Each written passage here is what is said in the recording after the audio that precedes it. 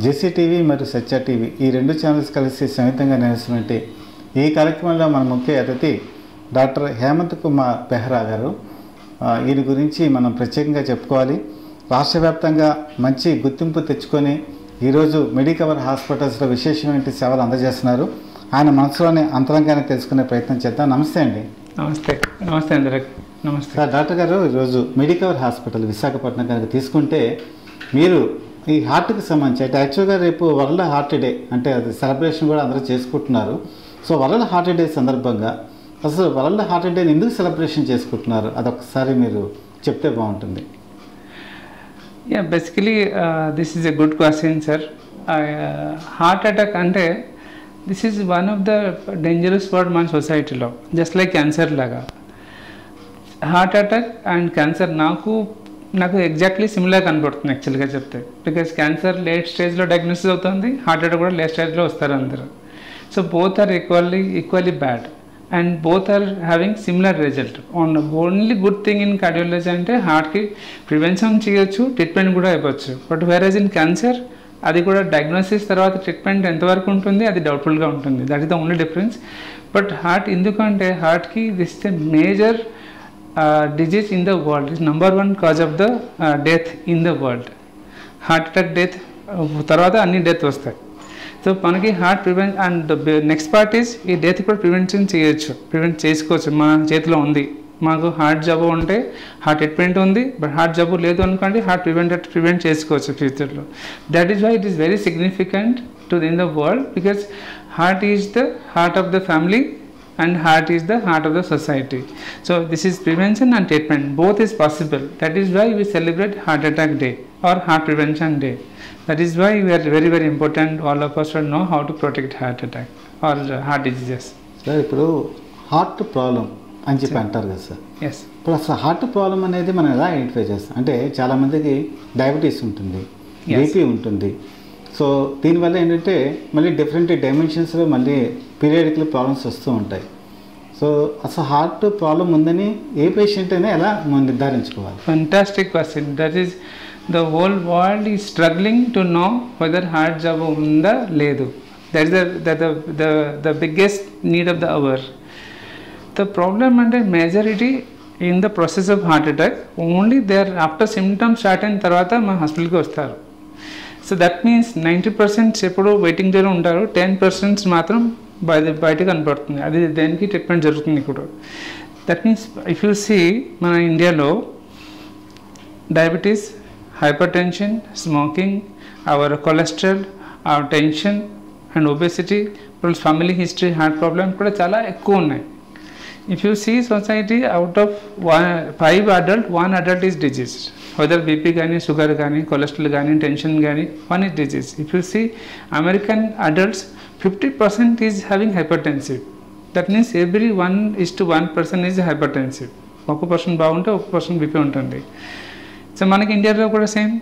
That means if you really see every 3rd adult is a disease person. BP కానీ, sugar కానీ, cholesterol కానీ, obesity కానీ, tension కానీ, or because of genetic risk. This is our huge load in the society.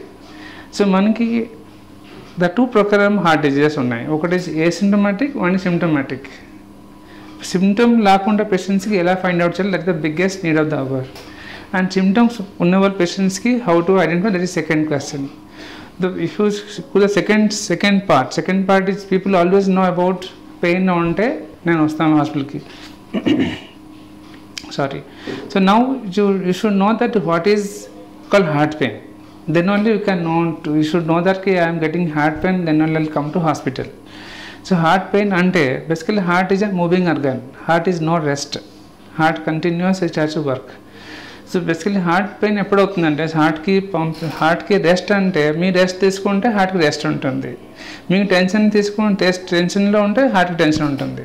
So any pain during tension are exercise or during stress అలా start అయిపోతుంది pain, rest తీసుకుంటే తగ్గిపోతుంది. This is called typical heart pain.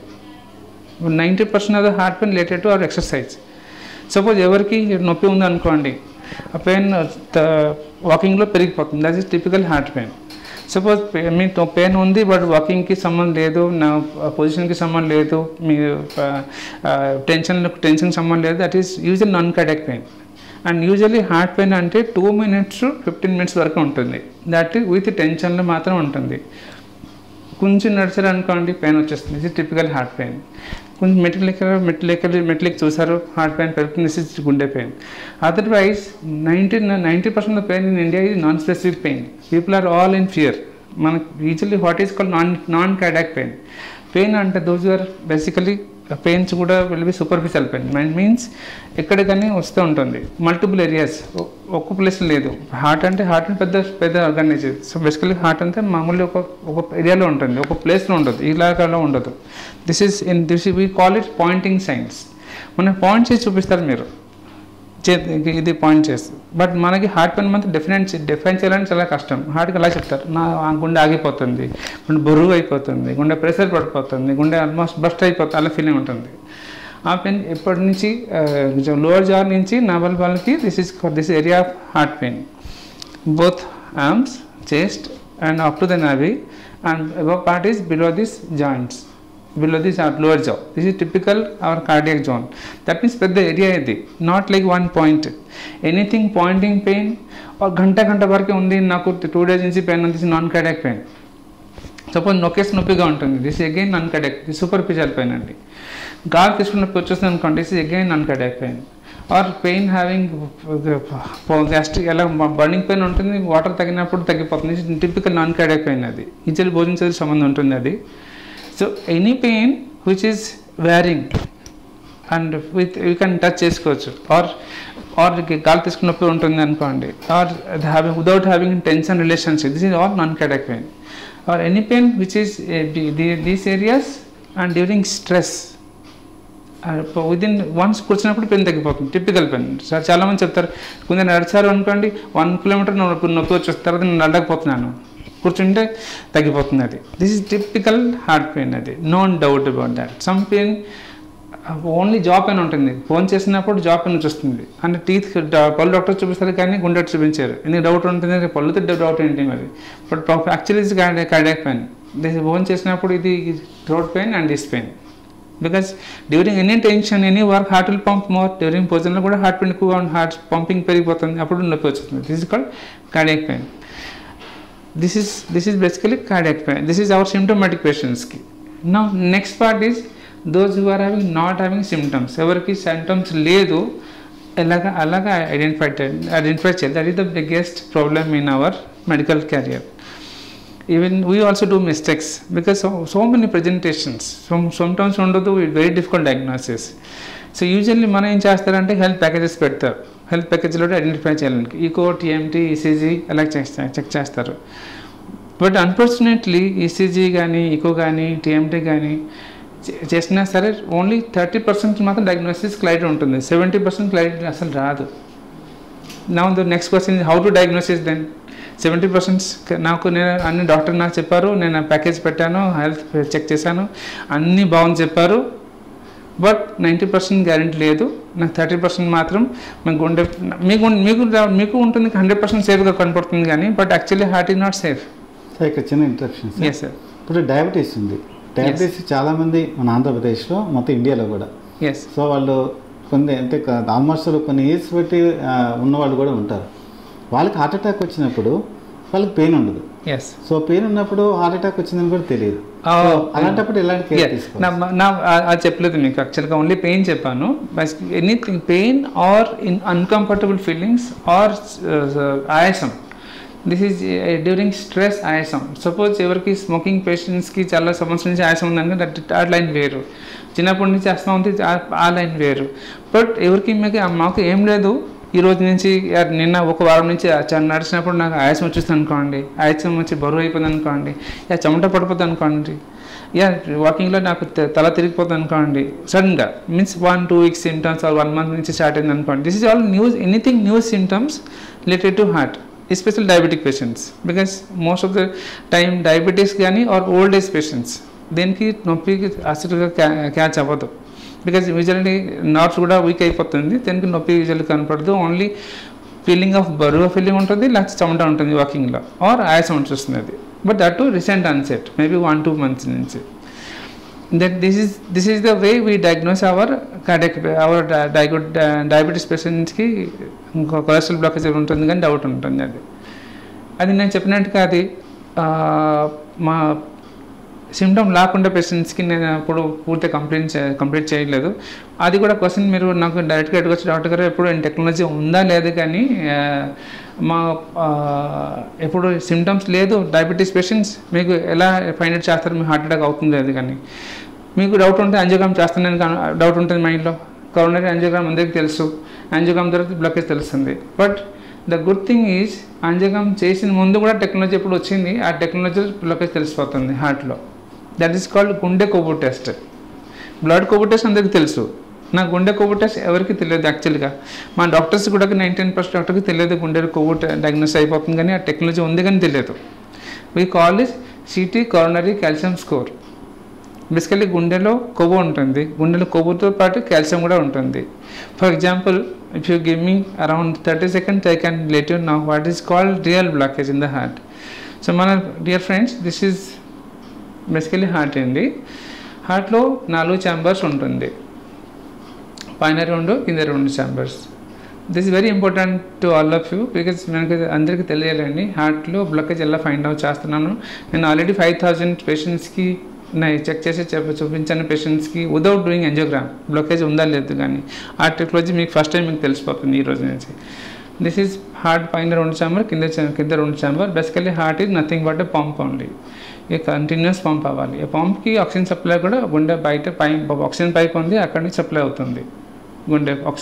గుండె సర్ఫేస్లో 3 oxygen pipe ఉంటుంది అలాగా. This is 1, 2, 3 pipes. Okay, this is basically గుండె.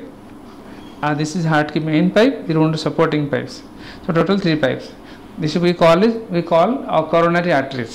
So basically angiogram lo elaga pictures వచ్చేస్తుంది. అది angiogram లో బ్లాకేజ్ తెలుస్తాయి ఈ పైప్స్ లో ఎలా బ్లాకేజ్ ఉంటుంది. సో బేసికలీ బ్లాకేజ్ అంటే మనకి ఎలాగ ఉంటుంది. సో ఆ పైప్స్ కూడా మామూలుగా చూస్తే అలాగ ఉంటుంది. దిస్ ఈజ్ మామూలుగా చిన్న బ్లాకేజ్ స్టార్టింగ్ స్టేజ్, ఇది advance stage blockage. This is heart attack stage heart blockage. తో ప్రాబ్లం అంటే ఇక్కడ 90% బ్లాకేజ్ వచ్చినప్పుడు సిమ్టమ్ స్టార్ట్ అవుతుంది ఇలాగ బ్లాకేజ్ ఉన్నప్పుడు. సో ఇలాగ ఎప్పటి వరకు బ్లాకేజ్ ఉండదు. This is heart attack stage. హార్ట్లో క్లాట్ ఉండేది, ఈ క్లాట్ వచ్చినప్పుడు ఈ బ్లాకేజ్ అయిపోతుంది. బ్లాకేజ్ అయితే గుండె సర్క్యులేషన్ బంద్ అయిపోతుంది, సో గుండె వీక్ అయిపోతుంది. సో ఇలాగ బ్లాకేజ్ వచ్చినప్పుడు అందరూ వస్తారు, 90% పేషెంట్ కూడా ఏసీలో వస్తారు. బట్ మ్యాక్సిమం అటాక్ అవుతుంది ఏ స్టేజ్లో, ఫస్ట్ స్టేజ్ నుంచి 3rd స్టేజ్ మధ్యలో 50% బ్లాకేజ్ వచ్చినప్పుడు అటాక్ అయిపోతుంది. 90% బ్లాకేజ్ సిమ్టమ్ స్టార్ట్ అవుతుంది, బట్ 50% బ్లాకేజ్లో అటాక్ అయిపోతుంది. This is something different words. 90% blockage ఉంటే గుండె నడిచిన నొప్పి వస్తుంది, 50% బ్లాకేజ్ నడిచిన నొప్పి ఉండదు, బట్ అటాక్ అయిపోతుంది. బికాజ్ పైప్ బ్రేక్ అయిపోతుంది. డైరెక్ట్గా 3rd స్టేజ్ కాకుండా 4th స్టేజ్ వచ్చేస్తుంది అది. సో ఈ స్టేజ్ నుంచి ఇక్కడ జంప్ అయిపోతుంది. This is called heart attack, sudden blockage. Cholesterol break అయిపోయి క్లాట్ అయిపోతుంది ఇక్కడ. So now question is how to diagnose these diseases. యాంజియోగ్రామ్లో క్లియర్గా తెలిసిపోతుంది బ్లాకేజ్, ఆ సిటీ యాంజియోలో తెలిసిపోతుంది. బట్ మనకి ఇది ఇన్వెసివ్ ప్రొసీజర్ కాకుండా నాన్ ఇన్వెసివ్ ప్రకారం అవుతుండలేదే కానీ అది మెయిన్ క్వశ్చన్. అది టీఎంటీలో అలాగ బ్లాకేజ్ తెలిసిపోతుంది. టీఎంటీలో నడిచినప్పుడు ఈ బ్లాకేజ్ ఉంటే గుండె పంప్ ఎక్కువ అవుతుంది, పంప్ ఎక్కువ అయినప్పుడు ఆక్సిజన్ సప్లై తగ్గిపోతుంది, సో గుండె కంగారు అయిపోతుంది. So that is called cardiac pain, A stage pain. A stage మధ్యలో బ్లాకేజ్ ఉంటే అసలు క్యాచ్ అవ్వదు. టీఎంటీలో కూడా నార్మల్ రిపోర్ట్ ఉంటుంది, డాక్టర్గా చెప్తారు మీ టీఎంటీ బాగుంది. సో బేసికలీ బ్లాకేజ్ అలాగే ఉంటే టీఎంటీలో క్యాచ్ అవుతుంది. సో టీఎంటీ చేశారు బాగుంది అనుకోండి, చాలామందికి టీఎంటీ బాగుంది అనుకోండి గుండె బాగుంది ఏం లేదు, గుండె హ్యాపీగా ఎంజాయ్ చేస్తారు కానీ ఇప్పుడు అటాక్లో వచ్చేస్తారు. అది then problem is how to diagnose the blockage the arteries which is less than 90%.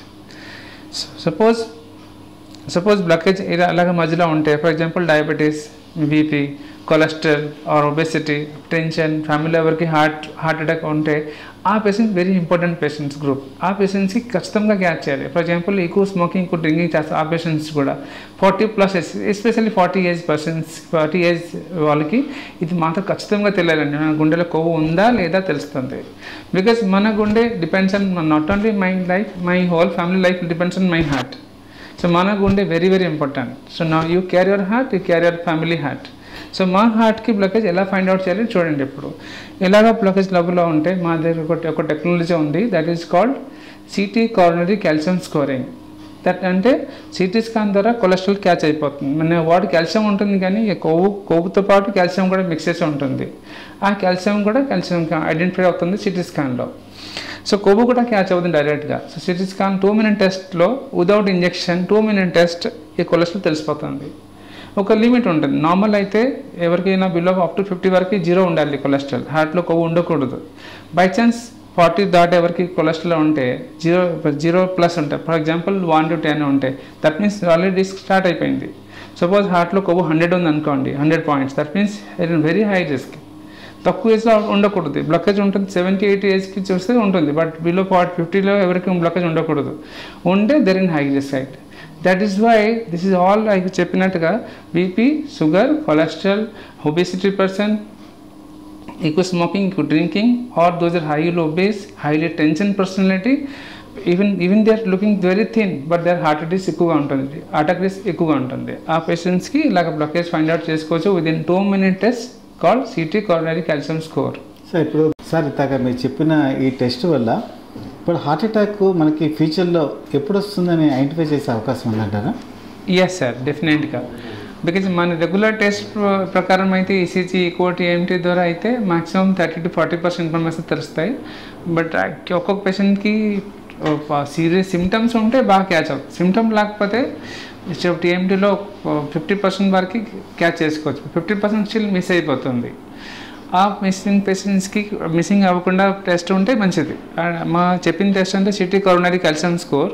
Already నేను 5000 పేషెంట్స్ చేశాను, ఆల్రెడీ ఎక్స్పీరియన్స్ చేశాను లాస్ట్ 5 yearsలో. ఆ 5000 పేషెంట్స్కి 2 minutesలో నేను ఐడెంటిఫై చేశాను గుండె బ్లాకేజ్. అది 0 నుంచి 400 వరకు స్కోర్ ఉంటుంది.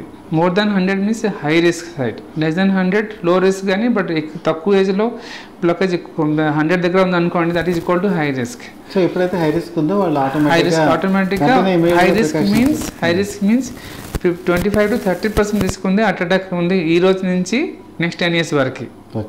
ఓకే, లో risk means below 5%, medium risk 5 to 10%, high risk అంటే 20-25% రిస్క్ ఉంటుంది, ఎప్పుడు కానీ అటాక్ వచ్చేస్తుంది అది ఈ రోజు నుంచి నెక్స్ట్ 10 years వరకు.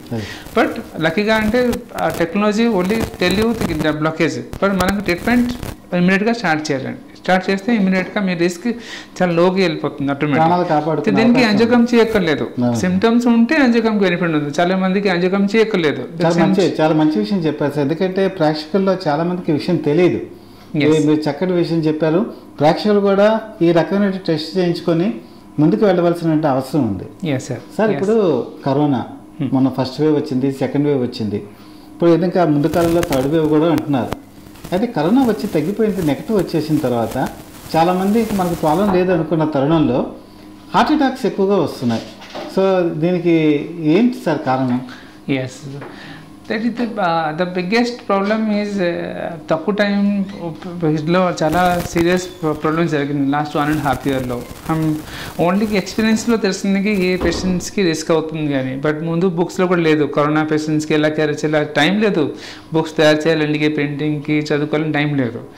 బట్ ఇది what ever you have seen in last 1.5 year చాలా బాగా రికవర్ అయిపోయి వెళ్ళిపోతారు కానీ, బట్ ఇమీడియట్గా పని స్టార్ట్ చేసేస్తారు. That is the biggest mistake people are doing. కి బాడీ ప్రిపేర్ అవ్వలేదు, బట్ బాడీకి టెన్షన్ ఇస్తారు. జస్ట్ లైక్ మీ వైరల్ ఫీవర్ అందరికీ తెలుసు, జలుబు వచ్చినప్పుడు, జ్వరం వచ్చిన వైరల్ ఫీవర్ వచ్చినప్పుడు ఎంత బాడీ వీక్నెస్గా ఉంటుంది. ఆ వీక్నెస్ టైంలో మీరు రెస్ట్లో ఉంటారు. బట్ ప్రాబ్లమ్ అంటే corona virus also one of the virus. ఆ వైరస్ కూడా ఎఫెక్ట్ చేసిన హోల్ బాడీ ఎఫెక్ట్ చేసింది. చెస్ట్ బాగుంది, ఆక్సిజన్ బాగుంది కానీ బట్ బాడీ బాగోలేదు బాడీకి. బట్ ఇమీడియట్గా రిస్క్లో పెడతారు. అది బాడీ రిస్క్ వెళ్ళిపోయినప్పుడు గుండె కూడా ఆల్సో వన్ మసిల్స్ కదా, గుండె మసిల్ కూడా రెస్ట్ కావాలి. సో ఇమ్మీడియట్గా బాడీకి రెస్ట్ ప్రిపేర్ అవ్వలేదు, టెన్షన్ ఇచ్చినప్పుడు గుండెకి రిస్క్ అవుతుంది అది. And virus doesn't relieve the heart also. 30% పేషెంట్కి కూడా చేస్తే పాటు హార్ట్ ఎఫెక్ట్ అయి ఉంటుంది.